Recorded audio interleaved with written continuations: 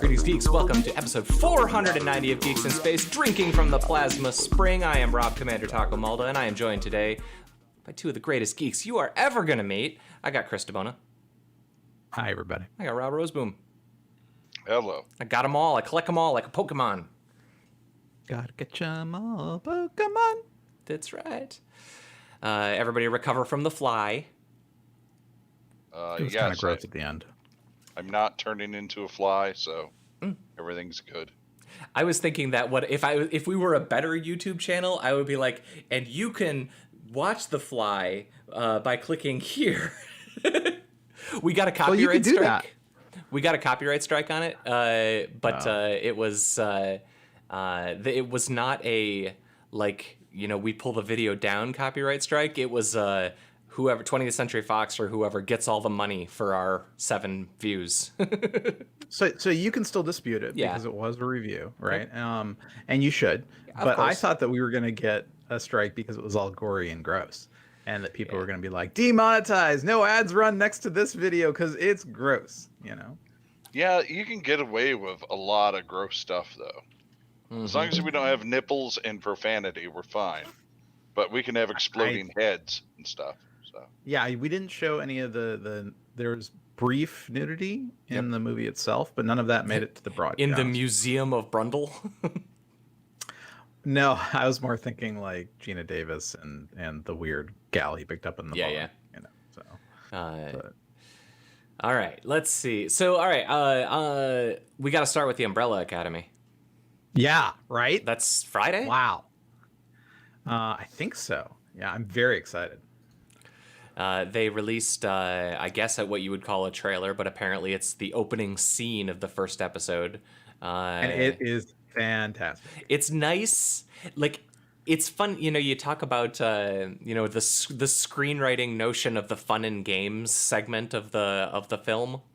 I was talking about this with Kathleen the other day. The 5-minute sequence somewhere, in the second act of the movie where the movie delivers on the promise of the marketing. Spider-Man has his powers and he's going to swing through New York City and you're going to cheer as he learns how that works. But that whole trailer is the fun and games moment that I don't think that Umbrella Academy really had anywhere in season 1.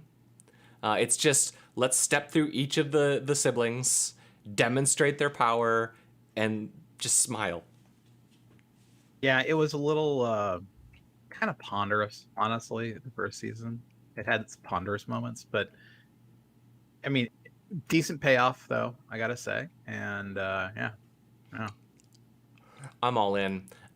You also wanted to talk about Warrior Nuns. Kat and I are 2 episodes into that. Yeah, what do you think so far? It's an interesting one. I like it. It's not out of the park for me. The pieces are there. My struggle is that I like the main girl, and I like her storyline. But so far, whenever the I don't know what the guy's name is, the Pope guy, the guy who's the head of the Cardinal. Whenever he's on screen, I'm just like, come on, like I get it. You're a control freak. You're scummy. I get it. This is boring. And I mean that's the hard part, right? I think that I know why they did that way, and I don't, because I've seen the whole season, right? And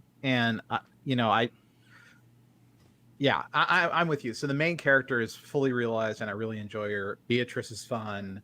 Lilith is fun. Mm-hmm. There's a lot of really well thought out characters and well acted.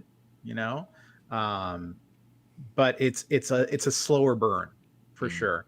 And it's funny because it is Warrior Nun, not Warrior Cardinal. So they put most of the focus on the women, which is great. They're all solid, and they're really solid. I mean, they really spent a lot of time getting that right. There's a couple of odd beats, but it is definitely a slower show than, say, an Umbrella Academy opening, or even season 1 of that.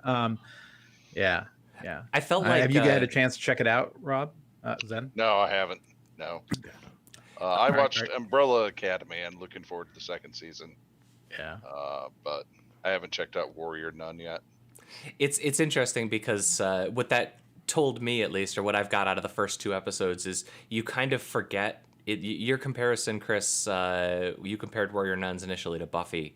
So I'm carrying that a little bit heavily, but a lot of why Buffy works maybe more in the later seasons than the earliest seasons is that Giles is a charming, lovable, kind of goofy guy, and he's got a dark backstory. But I feel like in Warrior Nuns, the equivalent character, who I assume they're setting up as the leader or whatever, as the teacher or whatever of the Warrior Nuns, he's mean. The main priest guy, he you have to watch the season. Sure, but yeah, it's like, there's a lot of parallels that people are going to draw, and it's not unbidden or unexpected. Sure. I loved Giles, man. I got to tell you, I adored that character just a huge amount. Well, I've always felt that the reason Buffy worked is in a lot of ways Buffy is fine, but it's the supporting characters that were weird. You can't. It's hard to hang a show on like for Buffy in particular, the season 5 or season 4 emo Buffy. It's hard to hang a fun show on that. You can do a heavy show, but it's hard to thread the needle of tone like that. You got to lean one way or the other. And Warrior Nun, at least right now, there was several really charming moments in the second episode where you can see the characters kind of finding their footing and like having that wink and smile. There's a sequence where the blonde one is like trying to ride an electric wheelchair. And like the legit joy and fun that she and her partner in that sequence are having, like that's compelling. That's entertaining television, and it makes you really want to empathize with these characters. And then a lot of the other scenes are just like a lot of grunting and sadness and like emo about the burden that they bear. That's when Buffy always like, okay, we get it. You're gonna complain about your burden for 5 or 10 minutes. Cool. Yeah, well, I mean, it's funny because Buffy had Willow and even Tara, and Xander is a silly character for sure.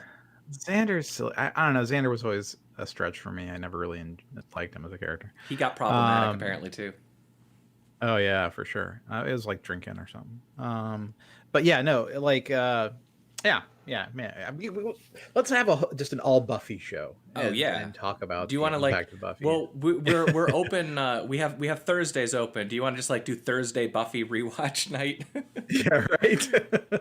God, no. The thing is, I don't know that I could sit through Buffy again. No, Buffy is. I have to do it with my son when he decides he wants to watch it. So it's like, okay. Buffy is my perfect example of a show that needs to have that Netflix and all of those services just need to have a slider for every show, which is how into it are you. And the slider tells you how many episodes you watch, and somebody has curated a good set of episodes for you. Because Buffy has like what, 250 episodes? And it's crazy, yeah. Yeah, and like 100 episodes are great. And 50 of them are terrible. And honestly, well, it's funny because and then the Angel, which was almost completely a wash until the last season of that. I mean, I hate to say this about Joss Whedon. It's like Buffy was uneven. It was great, but it was uneven. And then you had Angel, which wasn't even uneven. It was terrible until the last season, and much of the last season wasn't good. Dollhouse, genius final season. Right. Yep. Like there were parts of that final season that are amazing, but the first season is interminably bad. Mm-hmm. I mean, it's just awful and toxic and terrible and just like, oh God, really? And I'm just like, what is going on? It's like he comes up with these high concepts that he wants to get to. He has to get through that first season first or whatever. I don't know. Yeah, I think Whedon is like the master of shooting at 50%. Firefly is the only show I think that he ever did that shot above 50%. And here's where I'm going to say, go rewatch Firefly because you'll find it's probably still 50%. I rewatched it maybe 5 years ago. Self-indulgent and and postury. And I was, the thing is, everyone's like, oh, I want Firefly back. I wish they hadn't canceled it. I'm like, sometimes it's okay to go out with a bang, And in some ways, the movie undid a lot of the show's both mythos and science and setups. And it was a fine movie all by itself. But, yeah. I mean, I think that in a lot of ways, Firefly is the precursor to the modern streaming era, where shows like the streaming shows, they hope they get season 2. They're going to blow their wad in season 1. And they're not going to hold anything back. They're not going to, they're not going to keep reserves in the tank for the most part. They'll leave you with a twist, but they don't know the twist. And I think that's the streaming era where, a 10-episode season is okay. That's good. You did good. You got 10 good episodes. Again, that's where the BBC really, really was ahead of the curve. With their 6-episode series. Yeah. That way you can just put your best forward every single episode. You don't have to worry about having anything in the tank or, having the story arc carry into season 2. You just have a good story and you can tell it. Yeah. And so I know this is really important for the science fiction fans that we are, but if you watch Julian Fellows's work on the BBC, so my wife and I, what we like to do, what was the most recent one he did? So he did Downton Abbey, of course, and rather famously. But he loves that whole era of writing about the people, in the Gilded Age, as you were. But he released a thing. Where is it? Oh, Belgravia, right? So first episode of Belgravia, my wife and I were like, oh, we're gonna watch Julian Fellowes thing, right? Like the little suburban white people we are. And and so they introduce the characters and we pause it and I say, okay, here's what's gonna happen. And we nail every single little twist and the rest. And it's just such a pleasure to watch it, but everything that's gonna happen literally as they're introducing the characters. It's like comfort food, it's junk food, but it's great. You can respect the craft. Oh yeah. And so Belgravia, when he presented it on I think it was the BBC or Channel 4, I don't even know which one. He actually starts. He's sitting in a big cushy chair, and he's like, all but saying, hello, I'm a British person. And what I love about this show is all the little twists and turns and the class differences and and I was like, oh, this is like peak Julian Fellowes right here. But anyway, sorry, I got distracted. It happens. Yeah, it's funny because Tom Steinberg listens to the podcast and he texts me. He's like, so, Tom, Julian Fellowes, I know you probably know him because everyone in Britain knows everybody, but just really wonderful stuff. Hi, Tom. Hi, Tom. Yeah, I don't know.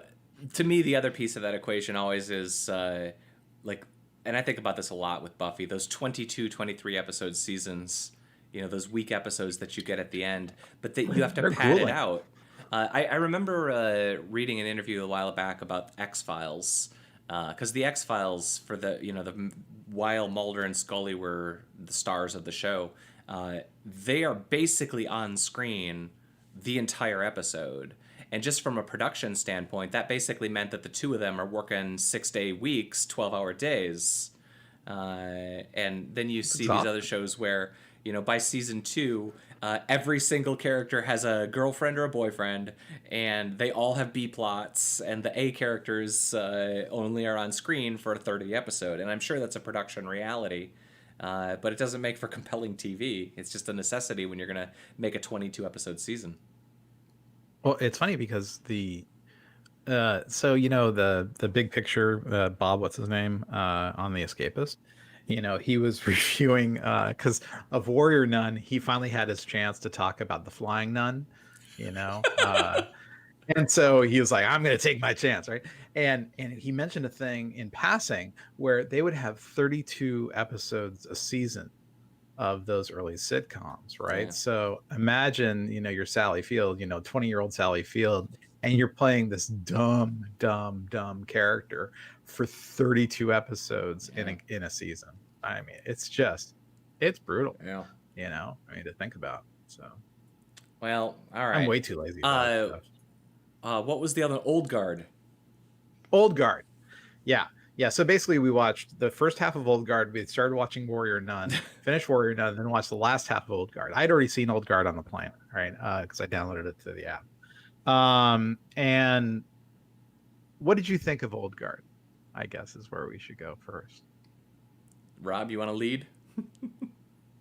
Sure. I have no opinion because I haven't watched it. Tell us more about that. Yeah. Tell us more. So having not watched it, what do you think of it? Well, I thought it was a little tedious.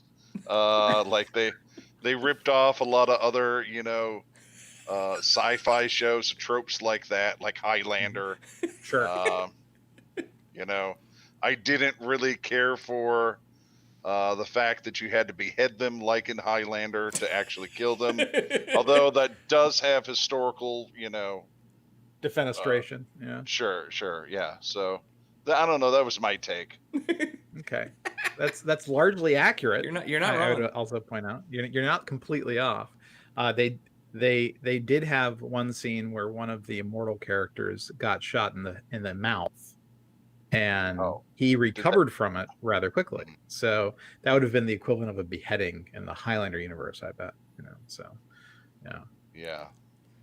Like, I felt like it had a couple of good action sequences. I felt like if they would have cut this whole movie down to like 5 or 10 minutes and had it be the opening sequence to a better movie, I would have liked that a lot.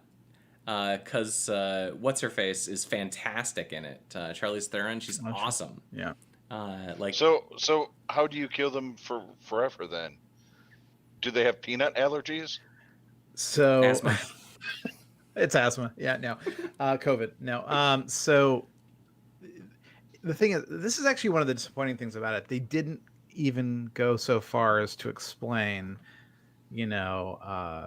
how a person with their immortal abilities intact would be able to be killed. I would assume, like, if they got, it exploded, that one portion of them wouldn't turn into a whole human again. It's not a Deadpool situation. Yeah, and they didn't explore like what happens when you get a limb cut off or all that much, right? It's just they kept on repairing what they had. So yeah, that wasn't actually disappointing. I don't mind them leaving that a little mysterious.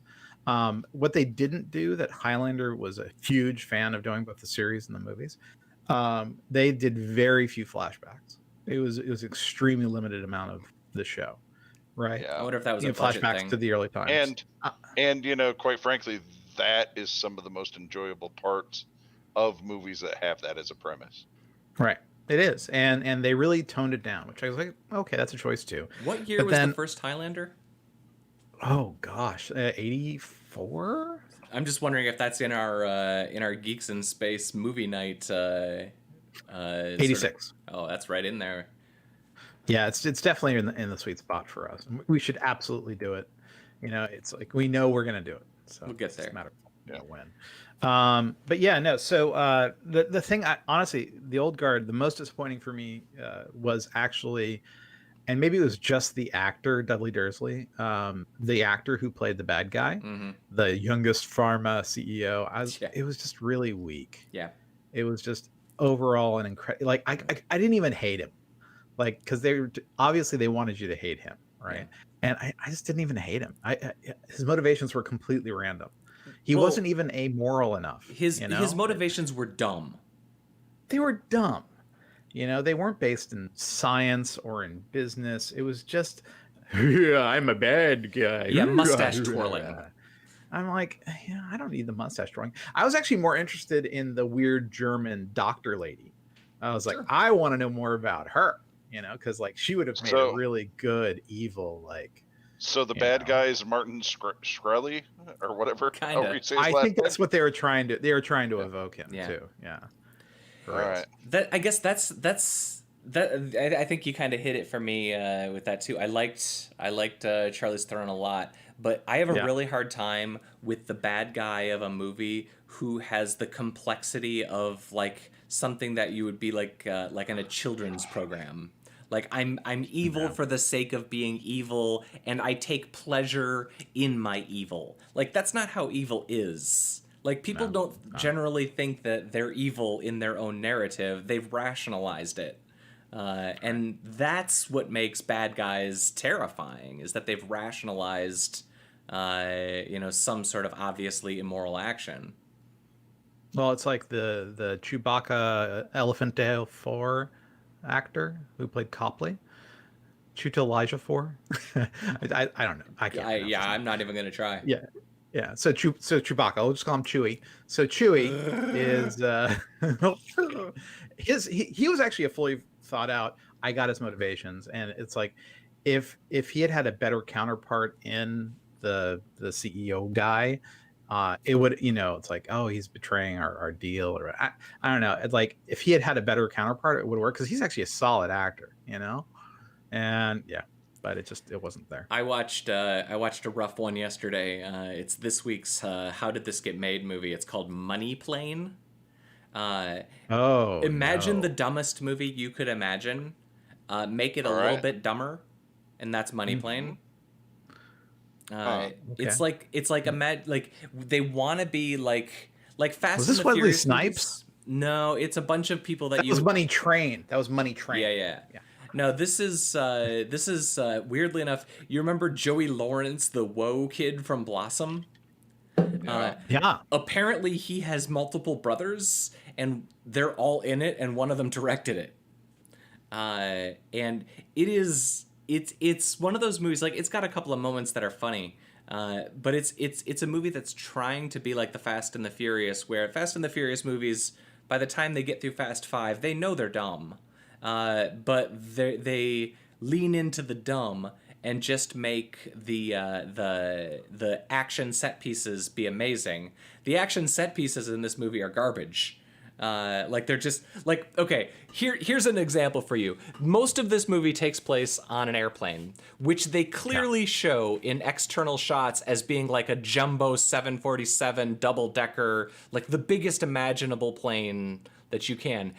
All of the interior shots are clearly like a 737 diameter plane. Yeah. Like, it's a little tiny set that they clearly just had access to. And every scene is basically a redecorated version of the same two sets once they're on the plane. So it's interesting because it doesn't have any of the budget of the Fast movies. And like, none of the characters have the charisma that you want them to have like the Fast actors do. But yeah, it's a rough one. So it's surprising because Denise Richards and Kelsey Grammer is in it. So, usually that is a sign of quality. Wow. Both of them are very insignificant plots in terms of raw screen time. What I will say about Denise Richards, and I was actually kind of pleased because we just watched Starship Troopers. It was interesting because in Starship Troopers, she's the 20-year-old stereotypical beautiful, like a 90210 level beauty, and in this she's like an old mom, and it's kind of nice to see like an actress being the old mom, and that's okay. You don't get to see a lot of that anymore. The actresses, they either disappear or I think there's like a different group of actresses that they then bring in who play the old moms. I don't know. It's a weird thing about how Hollywood does women. Yeah, Amy Schumer had a whole bit on it. That was actually quite funny. Yeah. Yeah, this looks like a movie I'm never ever going to watch. No. That's really my only answer. I wouldn't watch it, except that I've literally watched every How Did This Get Made movie, and that's just my cross to bear. So when I was a younger man, I watched a lot of bad movies, but I lost the gene. It was like, you catch COVID and you stop being able to taste or whatever. It's like maybe it was just too many movies like this. I still have that a little bit with horror movies. I will sit through a monster film that's pretty bad for a while, but yeah, I feel you. What is going on with the taco zone today? I have no need. Is it? No need to sit through those things anymore. Yeah, How Did This Get Made is kind of my only place where I really let that in anymore. But that's just because that's a different beast for me. That's like Mystery Science Theater. I would watch a bad movie with Mystery Science Theater watching it with me. Yeah, when I was a younger man, I loved Mystery Science Theater. I'd usually make it about halfway and then I'd give up and go to bed. But, that's usually about enough. Yeah. You know, as long as you get to the invention exchange, you know, you were right. in good place. That's you right. know, I love the invention exchange. So we got a couple of articles on the Zone and 5 minutes left, but that's about it. There's 3 spacecraft heading to Mars, and that's a really good article that talks about who's sending them up and what the nature of each of them are. There's a one I think from the UAE, there's one from China, and there's one from us, and they talk about like the Americans. They have a helicopter in theirs, which is pretty sweet. The first drone on Mars. Yeah, that's so cool. Yeah. And the rover is huge too. It's like a 2-ton rover or something. It's crazy. Oh no, it's like the size of a Jeep. Yeah. It's huge. You know. But that's a good article if you're looking for a summary of what's going on there. And oddly enough, I have 2 stories on there about video games that are like kind of classic video game related. But one guy was just writing about his AI stuff for playing Mario Brothers, which I actually liked. His algorithm successfully can defeat all but 3 of the levels in the first Mario Brothers. As he points out, 3 of the levels in Mario Brothers have a loop. And his algorithm can't work around the fact that if you in level 8-4, if you gotta go up, down, middle, like his AI can't figure that out because they're more about they don't see a minute or 2 behind. They only see the next couple seconds. But it's that one's interesting. And then the other one is there's been like a ton of leaks coming out of Nintendo. Like there's some 4chan folks busted out some code from Nintendo, and apparently they got it from Nintendo licensed their like a bunch of ROMs to a third party, I think, to make like a handheld. Ooh, I'm pressing the button. I saw it. Where did my button go? There it is. There. Now we're up to 6. 7. What are you talking?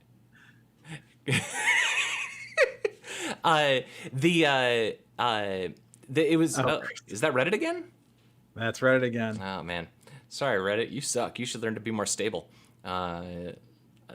Anyway, it's like a gaming, they licensed the hardware to a third party to do, I think it was airplane consoles or maybe hotel consoles or something, but it all got leaked out. And so it's just been streaming to these different sites, like what people are digging out of this code. And it goes back, there's Super Nintendo beta builds, like going back to like Super Mario World. There's all these different assets for what Yoshi could have looked like Yoshi could fly or whatever, and there's scenes like early animation tests where Mario is punching Yoshi to like make his tongue stick out, and they like you can see how they toned the animation down, and there's like different music for different games.